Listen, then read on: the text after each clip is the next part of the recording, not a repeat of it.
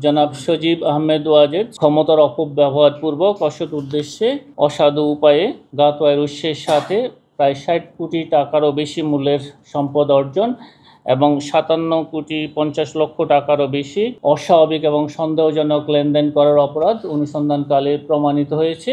এই কারণে তার বিরুদ্ধে দুর্নীতি দমন কমিশন আইন ২০০৪-এর ২৭ মানি লন্ডারিং প্রতিরোধ আইন ২০১২ এবং দুর্নীতি প্রতিরোধ আইন ১৯৪৭-এর সংশ্লিষ্ট ধারায় একটি মামলা রুজুর সিদ্ধান্ত গৃহীত হয়েছে।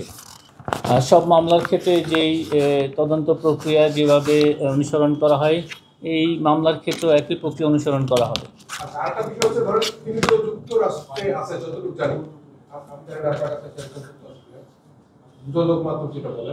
তো সজীব জয় এখন আপনাদের মামলা আসামি হচ্ছে আগামীকালকে বা একটু পরে, সেক্ষেত্রে একজন আসামির ব্যাপারে আপনার খোঁজখবর রাখেন বা নেওয়ার পর উনি যেহেতু দেশের বাইরে আছেন, ওনাকে ফিরিয়ে আনার জন্য বা গ্রেফতার করার জন্য আপনারা বাংলাদেশের নাগরিক কিনা উনি কি বাংলাদেশের নাগরিক কিনা ওনার বিরুদ্ধে মামলা করছেন। আমরা যতটুকু দেখেছি যে উনি বাংলাদেশের পাসপোর্ট উনি সারেন্ডার করেছেন, বিদেশি নাগরিকত্ব নিয়েছেন, বিভিন্ন গণমাধ্যম একজন বিদেশি নাগরিকের বিরুদ্ধে মামলা করতে পারে।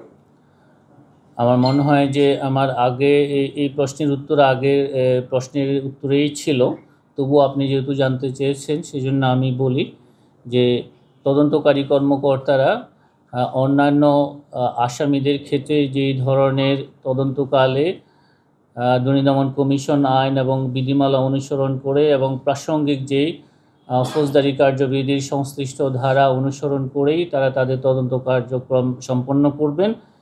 এই ক্ষেত্রে তারা জানেন তাদেরকে কি কি ধরনের কাজ করতে হবে, তো সবগুলো কাজই তারা আইনানুগভাবে করবেন। অনেক ধন্যবাদ।